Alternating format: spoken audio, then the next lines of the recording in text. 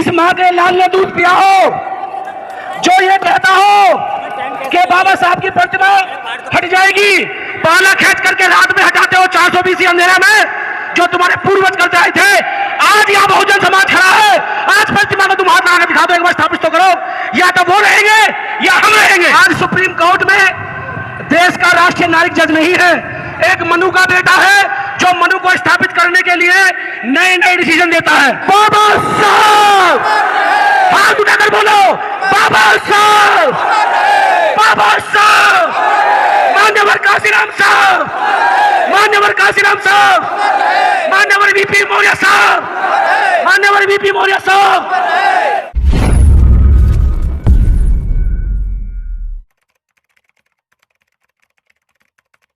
आज मनु के उस काम तक जानी चाहिए जिसने बाबा साहब की प्रतिमा को हटाने का काम किया।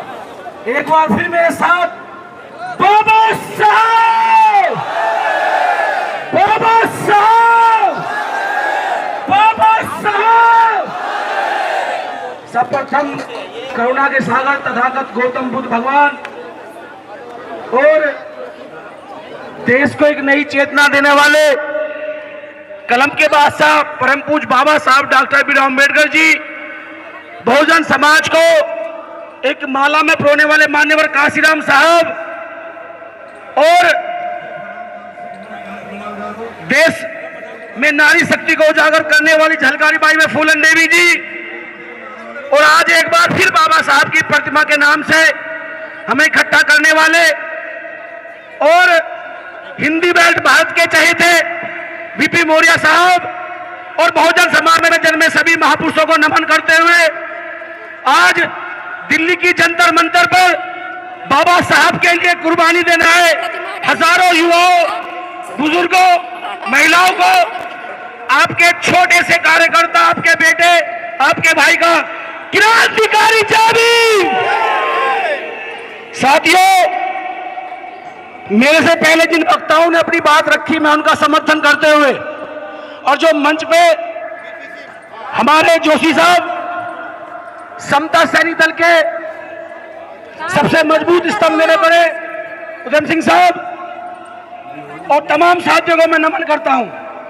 साथियों, मैं कोई नेता नहीं हूं, लेकिन अपनी बात 1 मिनट में खत्म करता हूं।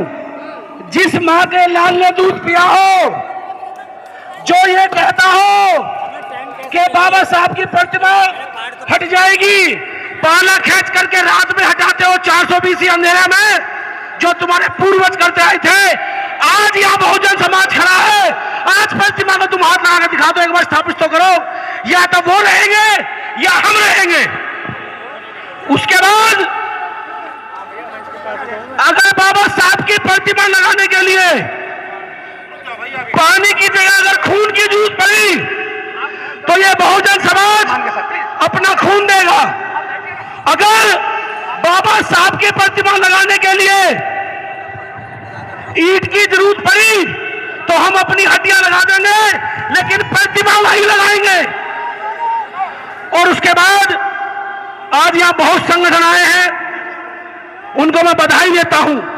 ये कोई मंच राजनीतिक नहीं है, सभी अपने अपने राजनीतिक दलों से ताल्लुकात रखते हैं, लेकिन जब बात बाबा साहब की, काशीराम साहब की आई है, तो मैं एक अपील करूंगा आप लोगों से कि जब तक आप राजनीतिक ताकत इकट्ठा नहीं करते हैं, जो लोग बाबा साहब मान्यवर काशीराम साहब की विचारधारा को आगे बढ़ा रहे हैं, उनके साथ खड़े नहीं होते हैं, तो साथियों शोषण तो होगा। तो मैं, जो अभी हमारे बड़ों ने ऐलान किया है कि 14 अक्टूबर तक का समय दिया गया है, उसके बाद चाहे हमारे नौजवान साथी जो आर्मी में हैं उन्हें लगा दीजिएगा, हम सम्मान करते हैं, वो भी हमारे भाई हैं, लेकिन प्रतिमा को फिर हम अपने हाथों से वहीं लगाने का काम करेंगे, ये उससे पहले सरकार लगा दे। और लास्ट में एक नया मुद्दा है, 1 तारीख वाला SC/ST को बांटने का जो काम किया है। साथियों, ये कोई नया खिलवाड़ नहीं है, सुप्रीम कोर्ट की जो मनमानी है। आज सुप्रीम कोर्ट में देश का राष्ट्रीय नागरिक जज नहीं है, एक मनु का बेटा है, जो मनु को बनाने के लिए नए नए डिसीजन देता है, लेकिन हम भी तैयार हैं। अगर उस पर पुनः विचार नहीं हुआ और जो हमारे भाई भ्रमित होकर के उस आरक्षण का समर्थन कर रहे हैं, मैं अपनी बात एक तरीके से पूछना चाहूंगा। जब उन भाइयों के पास शिक्षा नहीं है तो हम उनका हाथ पकड़ करके शिक्षा की तरफ लाएं और फिर बराबरी का कंपटीशन होगा। ये लोग उन लोगों को आरक्षण देना चाहते हैं जो इस देश में आजादी से पहले साहूकार थे, आज भी साहूकार हैं।